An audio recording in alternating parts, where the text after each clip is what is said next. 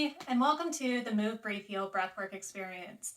My name is Ashley, and I will be guiding you through your breathwork and meditation experiences. So welcome. I'm sharing this quick video so that if you're new here, you know exactly what to expect to have the best experience with me possible. So please give this a watch before participating in your first session. When you begin a session with me, I encourage everyone to find a nice place to lay down flat on your back during your session. This can be a bed, a floor, a couch, really anywhere that's comfortable where you can lie down flat on your back and you won't be disturbed during your session. Grab a pillow and a blanket, keep some water nearby. The pillow is actually to place under your knees or to muffle any sound if you need to. Don't be alarmed, but I do encourage all of my students to scream into a pillow from time to time. It's so therapeutic. It really breaks down our emotional walls. If you're used to having a pillow behind your head, we're actually wanting to keep our airway nice and open for breath work. So if you do have a pillow behind your head, make sure to scoot it down more towards your shoulders to keep that airway nice and open. We don't want any constriction in our neck behind our head. We want to keep it nice and open. So each Move, Breathe, Heal experience consists of 3 parts. We'll begin each session with a grounding meditation or visualization practice to get you out of your mind and into your heart space or into your body. After we're nice and centered, I will guide you into the 3-step breathing technique that I will demonstrate at the end of this video, so make sure to stick around. Stay a while. There will be music during this part with a nice beat to breathe to, and you'll notice that the pace of the music will gradually grow faster and faster with each song. This active breathing portion is about 20 minutes of class leading up to an opportunity for an emotional release that I will guide you through. After our emotional release, I will guide you into our intuitive phase of class. This is where your breathing will return back to normal and you can enjoy the high and the bliss that you feel after all of the hard work that you just did. And this is a time to really receive any messages or insights that your intuition may have for you. The intuitive phase is very similar to Shavasana in yoga. So it's a full surrender mode, full receiving. And when I bring you out of the intuitive phase, you'll receive one of my own intuitive messages for the class, which will be included in the description section of each class recording if you want to save it as a wallpaper or whatever you'd like. If you want to kind of journal on it after, I will share that in each of the class descriptions. And then you're done. Now, before I demonstrate the normal breathing pattern that I teach, I do want to give a little note to my students who may have contraindications or who may be pregnant. If you do not have any of the contraindications listed below, you will go ahead and follow the normal guidance of breathing in a belly chest exhale pattern in and out through the mouth, which I'll demonstrate in a moment. Star of the show here. If you do have any of the contraindications, or are pregnant, you may still participate in class by breathing normally in through the nose, out through the nose or mouth, and use these classes as more of a meditation experience, as you'll still receive major value just by being in the energy of it. Those with contraindications will need to talk to your doctor to see if a somatic breathwork experience is safe for you. And although the belly chest exhale technique will deepen your experience, it's not required in order to receive the energy, guidance, and messages from your breathwork experience. You're still going to gain immense value just by participating and going within. Now, there's a couple of tips that will help you get the most out of your experience. The first being really focusing on your belly breath. So as we do the normal breathing pattern, you're going to want to take about 70 to 80% of your breath into your belly, then 20 to 30% into your chest, and then release. If you find belly breathing to feel unnatural, that's because it is. We are shallow breathers in our day-to-day, but deep belly breathing is what's going to take you out of that fight or flight survival mode, that overthinking mode, and bring you into that rest and digest mode where there's a real opportunity for physical and emotional healing, which leads me to my next suggestion for the best experience, and that is to start slow. This is not a race. And especially if you're newer to breathwork, going slow and steady will feel a lot more comfortable than trying to pick up the pace the whole time. So be so graceful with yourself. Leave your ego at the door. I promise it will feel easier the more consistently that you practice. And I offer shorter sessions like 15-minute and 30-minute sessions for my beginners for this reason. I also highly recommend practicing breathwork on an empty stomach or at least an hour after you've eaten. Deep belly breathing probably won't feel the most comfortable right after a big heavy meal. So make sure you give yourself some time before practicing breathwork. If you're doing an evening session, give yourself an hour or so after dinner before you begin. And also make sure you use the restroom right before too for the same reason. We're breathing deep into that pelvic floor. I promise a full bladder is not going to feel great. Now let's go ahead and chat about some of the normal sensations that you may experience during your session. Since we're actually changing the pH of our body with our breath, bringing it into a more alkali state, great for inflammation, there are some sensations that you may experience that are completely safe and normal that you should probably be aware of. So 1, you may experience tingling sensations in different parts of the body, especially your lips, fingers, toes, but it can happen pretty much anywhere. Those are just the most common places. You might feel like pins and needles, or like maybe your feet have kind of fallen asleep. It's totally normal. We're just changing the pH of our body. 2, you may experience temperature swings. So I highly recommend having a blanket with you so that you can snuggle up if you're chilly or take it off if you get sweaty. This is a detox practice, so you may go back and forth between chills and sweating. It is all totally normal. Once again, you are totally in control of your breath this entire time. So always listen to your body and find that fine line between challenging yourself and listening to your body.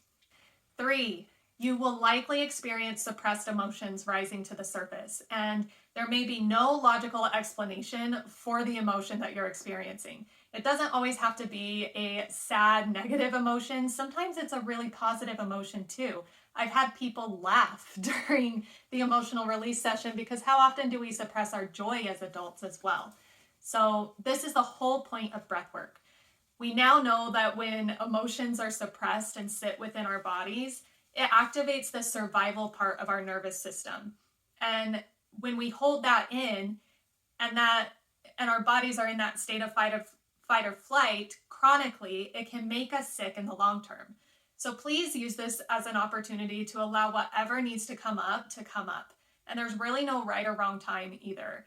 I will guide you into an emotional release during each session, but please, by all means, if those emotions come up, even 2 minutes into our meditation, then please use that as your time to let them flow. The whole point of breathwork is to hold space for your emotional needs and your subconscious needs, and to connect with your intuition too. All right, number 4, you may experience something called lobster claws, especially if you are newer to breathwork. Lobster claws are totally safe. It is simply just a muscle cramp in the hands that cause the hands to lock up like this. Typically when this happens, one of 2 things is going on. Either you're breathing too fast and you need to slow it down, or you're forcing your exhale out instead of letting it flow like a wave. So again, I'll demonstrate at the end, but if you are exhaling in like a you might experience lobster claws. When you breathe in, allow it to flow out like a wave, like instead of. Do you hear that difference? How it's okay. Do you hear that difference between the forced exhale and just letting it flow out? So yeah, just pay attention to those things. If you're starting to experience those lobster claws, it's likely you're forcing the breath instead of receiving the breath, or it's your pacing. And my recommendation, if you're experiencing lobster claws, is not to resist it. Trying to open your hands up when they're locked up like that may cause you some pain, whereas just letting it be, taking a break from the active breathing or slowing down your breath, they're eventually going to soften up. And from an energetic perspective, lobster claws can also be a sign of resistance, like maybe you're resisting feeling something. So if that is happening, again, just really focus on receiving the breath and allow those emotions that you might be suppressing to flow. Lobster claws are totally normal and are likely to be gone within 5 to 10 minutes of your breathwork session ending. Now, the last sensation that we'll talk about with breathwork Most importantly, you may experience some imagery, visuals, colors, shapes. You may connect with younger or future versions of you. Some of this may not make any logical sense, but I encourage journaling on these things that come up for you afterwards if something sticks out for you. During breathwork, we're not speaking to the logical side of our mind. We're talking to the illogical, subconscious side of our mind. And that side of our mind does not communicate in words. It communicates in imagery and symbolism. So think of dreams in this case. How many of your dreams make sense logically? So pay attention to what comes up for you in these flashes and in this imagery if that's something that you experience. Again, everyone's experience is different with this, so don't necessarily expect it, but it can happen. And these things will teach you how to be more in touch with your intuition in your day-to-day life. So now I'll go ahead and demonstrate the belly, chest, exhale breathing pattern so that you can get an idea of what it actually looks like. Nora. So as you can see, I'm lying down flat on my back on a comfortable surface, keeping my airway nice and open. And you can have your knees up. You can also lay them flat or put a pillow underneath your knees, whatever's most comfortable for you. And I also like to place one hand on my chest, one hand on my belly. This just helps me bring some awareness of where to direct my breath. As you can see, we'll do 70 to 80% belly, 20 to 30% chest, and release. So I'll do a few so that you can see.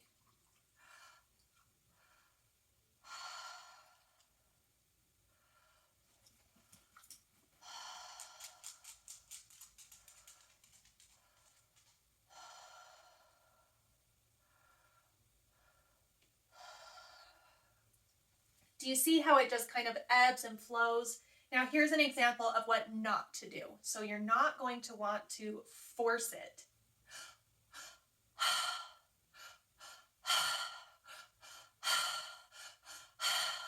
If you are newer to breathwork, there's a possibility that breathing at that pace is going to overwhelm your system. So it's always better to go low and slow. So again,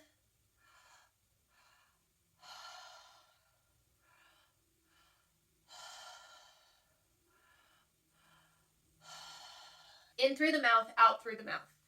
Now, if you are one of my people with contraindications, again, you will not use that breathing pattern. You will just breathe normally. You'll want to breathe normally at a normal pace, in through the nose, out through the nose or mouth, if you have those contraindications. Otherwise, please follow the demonstration. And that's pretty much all you need to know in order to have the best experience possible with Move, Breathe, Heal.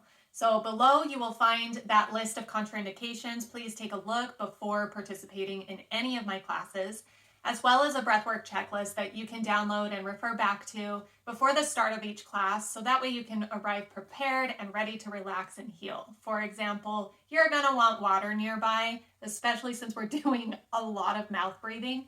Your mouth is gonna get dry, it's normal. One of the things that is on the breathwork checklist. You can take a look over it before each class, and that way you are nice and prepared. Thank you so much for watching this, and thank you so much for joining one of my breathwork classes or sessions. I'm really looking forward to seeing each of you in either a group breathwork class or a one-on-one session. So thank you so much, and I will see you in breathwork.